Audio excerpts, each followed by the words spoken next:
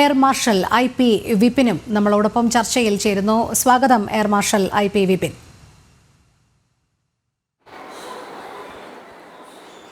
നമസ്കാരം. നിലവിലെ സാഹചര്യം ഏറെ ആശങ്കയോടെയാണ് എല്ലാവരും നോക്കിക്കാണുന്നത്. പക്ഷേ നമ്മുടെ പ്രതിരോധ സംവിധാനങ്ങൾ എത്രത്തോളം സുസജ്ജമാണ് എന്നുള്ളത് കഴിഞ്ഞ കുറച്ചു മണിക്കൂറുകളായി കാണുന്നുണ്ട്. ഇവിടെ ആശങ്കപ്പെടുത്തുന്ന ഒരേ ഒരു സാഹചര്യം എന്ന് പറയുന്നത് പാകിസ്ഥാൻ സ്വീകരിക്കുന്ന ചില നിലപാടുകളാണ്. അവർ ഇപ്പോഴും സാധാരണക്കാരെ ലക്ഷ്യം വെച്ചുകൊണ്ട് ഉള്ള മിസൈലുകൾ അല്ലെങ്കിൽ ഡ്രോൺ സംവിധാനങ്ങൾ, ഷെല്ലാക്രമണങ്ങളൊക്കെ ഇപ്പോഴും നടത്തുന്നുണ്ട് എന്നുള്ളതാണ്. എപ്പോഴും പാകിസ്ഥാന്റെ ഭാഗത്തു നിന്ന് ആ രീതിയിലുള്ള നയങ്ങൾ തന്നെയാണ് ഉണ്ടാകുന്നത്. പക്ഷേ ജനവാസ മേഖലയിലേക്ക് ഇവർ അത് ലക്ഷ്യം വയ്ക്കുന്നു എന്നുള്ളതാണ് അങ്ങേയറ്റം ഖേദകരമായ ഒരു പ്രവൃത്തി. ഇവയൊക്കെ തടയാൻ തക്കവണ്ണമുള്ള ശക്തമായ ക്രമീകരണങ്ങളുമായി തന്നെയല്ലേ ഭാരത സൈന്യം മുന്നോട്ട് പോകുന്നത്? അതെ, തീർച്ചയായിട്ടും ഇതെല്ലാം കേറ്റർ ചെയ്തിട്ടുള്ള ഒരു പ്ലാനോട് കൂടിയാണ് ഭാരത സൈന്യം, ഭാരത സർക്കാർ എല്ലാവരും കൂടെ ഒത്തുചേർന്ന ഒരു പ്ലാനുമായിട്ടാണ് നമ്മൾ മുന്നോട്ട് പോയിക്കൊണ്ടിരിക്കുന്നത്. അതിൽ വേറെ സംശയമൊന്നുമില്ല. ആദ്യം പറഞ്ഞ പോലെ പാകിസ്ഥാൻ എപ്പോഴും നമ്മുടെ സാധാരണ ജനതയെ ടാർഗറ്റ് ചെയ്തു എന്ന് പറഞ്ഞിരുന്നു. അവർക്ക് അവരുടെ സൈഡിൽ നിന്ന് വേറെ ഓപ്ഷനൊന്നും ഇല്ല എന്നാണ് എനിക്ക് തോന്നുന്നത്. കാരണം non military, non civilian, non industrial, non economic ആയിട്ടുള്ള ടാർഗറ്റ്സ് ഒന്നും അത് മാത്രമേ അവരുടെ അജണ്ടയിൽ ഉണ്ടാവുള്ളൂ. അവർക്ക് ടെററിസം സംബന്ധിച്ചിട്ടുള്ള ടാർഗറ്റ്സ് ഇന്ത്യയിലില്ലല്ലോ.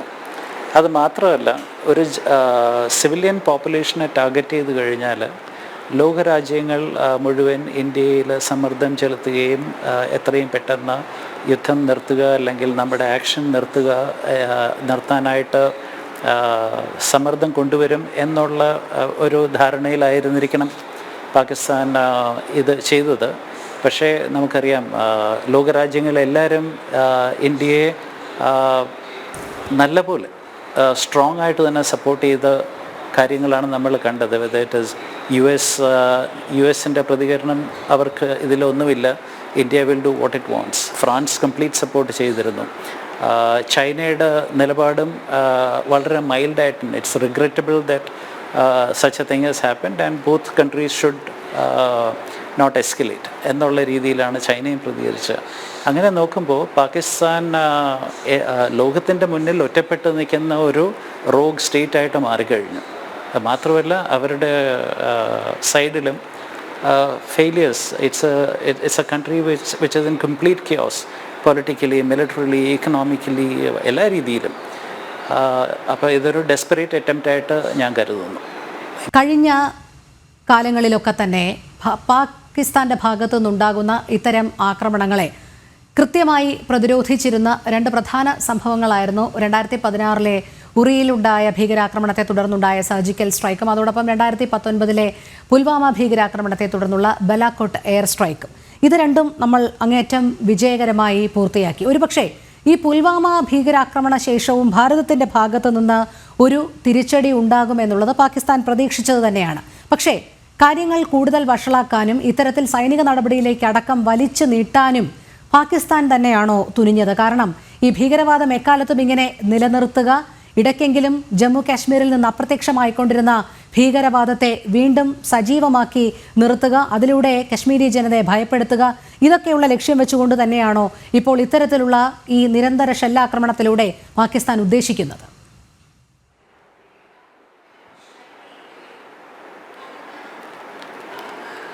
ഓക്കെ രോഹിണി, 2-3 തലത്തിൽ ആണ് ഇതിൻ്റെ മറുപടി. Nice question. ആദ്യത്തെ കാലഘട്ടങ്ങളിൽ പുൽവാമ നടന്നത് വരെയുള്ള ഉറി ഒക്കെ സമയത്ത് ഇന്ത്യ ഒരിക്കലും നമ്മുടെ ബോർഡർ ക്രോസ് ചെയ്തിട്ട് വേറൊരു രാജ്യത്തിനെ ആക്രമിച്ചിട്ടില്ല. ഇന്ത്യ എക്കാലവും ഒരു റെസ്പോൺസിബിൾ സ്റ്റേറ്റ് ആയിട്ടാണ് നമ്മൾ ബിഹേവ് ചെയ്തതും ലോകം നമ്മളെ കണ്ടിരുന്നതും. ഇതേ കാരണം കൊണ്ടാണ് since we are confident of our policies and our positions, we were very sure that even in NPT we have not signed, claiming that we are a responsible nuclear power.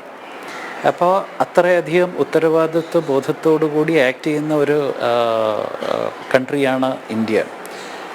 ഈ പ്രാവശ്യം ഈ കഴിഞ്ഞ 2 അറ്റാക്കിൽ നിന്നും അല്ലെങ്കിൽ നമ്മുടെ റെസ്പോൺസിൽ നിന്നും പാകിസ്ഥാൻ എന്താ ലെസൺ പഠിച്ചിട്ടില്ല എങ്കിൽ ഒബ്വിയസ്ലി ദിസ് ടൈം കാലിബ്രേറ്റഡ് ആയിട്ട് മുന്നോട്ട് നമ്മൾ പോയിട്ടുണ്ട്.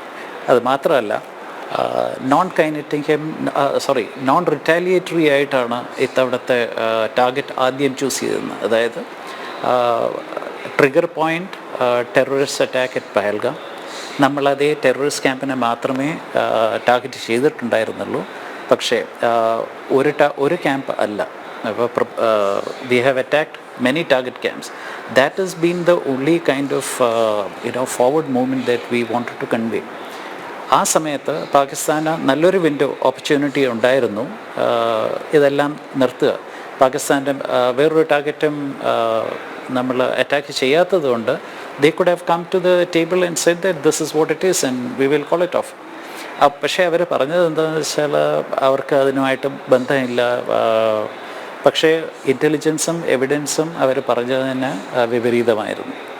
രണ്ടാമത് അവർ റിയാക്ഷൻ ഓർ എസ്കലേറ്ററി ആയിട്ട് നമ്മുടെ എയർ ഡിഫൻസ് സിസ്റ്റത്തിനെ ചലഞ്ച് ചെയ്യാൻ മിലിറ്ററി ടാർഗറ്റ്സ്, അതിനുള്ള റെസ്പോൺസ് മിലിറ്ററി ടാർഗറ്റ്സിനെ മാത്രമേ നമ്മളിപ്പോഴും അറ്റാക്ക് ചെയ്തിട്ടുള്ളൂ.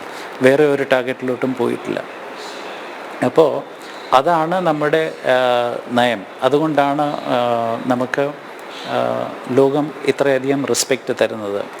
ഓൺ ദ കോൺട്രറി, പാകിസ്ഥാൻ യുദ്ധത്തിലോട്ട് നമ്മൾ എന്തിനു വലിച്ചുകൊണ്ട് പോകുന്നു എന്ന് ചോദിച്ചാൽ അതിനുള്ള ഉത്തരം പാകിസ്ഥാൻ ആർമി അവർക്ക് ഒരു റെലവൻസ് ഇപ്പോഴും ഉണ്ടാക്കണം. ഒന്ന്, highly egoistic, highly self serving ആയിട്ടുള്ള ഒരു ആർമിക്ക് അവരുടെ നിലനിൽപ്പിന് വേണ്ടിയിട്ട് ഇങ്ങനെയുള്ള കാര്യങ്ങൾ കാണിച്ചു കൂട്ടിയേ പറ്റുള്ളൂ. പക്ഷേ അത് ചെന്നെത്തിപ്പെട്ടിരിക്കുന്നത് അവർക്ക് തിരിയാനും അനങ്ങാനും പറ്റാത്ത ഒരു സിറ്റുവേഷനിലോട്ടാണ്. ഈ പുരാണങ്ങളിൽ പറഞ്ഞ പോലെ ചക്രവ്യൂഹത്തിൽ പെട്ടിരിക്കുന്നു. ഇനി എങ്ങനെ വെളിയിലോട്ട് ഇറങ്ങണം എന്നറിയാത്ത രീതിയിൽ അവരെ ഇന്ത്യ കോൺട്ര ചെയ്തിരിക്കുന്നു. നമ്മൾ കൂടുതൽ ഒഫൻസീവ് ഒന്നും ചെയ്യാതെ തന്നെ ഒരു പ്രൊപ്പോർഷണലായിട്ട് ഇന്ത്യ കൺസിഡർ ചെയ്യുന്ന ലെവൽ ഓഫ് അറ്റാക്കാണ് ഇതുവരെ നടത്തിയിട്ടുള്ളത്. അതുകൊണ്ട് തന്നെ അവർ വിറച്ചിരിക്കുകയാണ്. ഓൺ ടോപ്പ് ഓഫ് ഇറ്റ് അവരുടെ മൊറാല് ശരിയല്ല. Army is disintegrated, divided, they are not willing to fight. പിന്നെ ഒരു ഈ ടെററിസ്റ്റ് ഓർഗനൈസേഷൻ അവർ ഒരു അസറ്റായിട്ടാണ് ഇതുവരെ കൊണ്ട് നടന്നിട്ടുള്ളത്. അതും ഇപ്പോൾ തിരിച്ചടിയായിട്ട് വന്നിരിക്കുന്നു. അപ്പോൾ പാകിസ്ഥാന് വേറെ മാർഗമൊന്നുമില്ല. ഇനി സറണ്ടർ ചെയ്യുക മാത്രമേ അതിൽ ഒരു ഓപ്ഷനായിട്ട് അവർക്ക് ഉള്ളൂ എന്നാണ് എൻ്റെ അഭിപ്രായം. Thank you.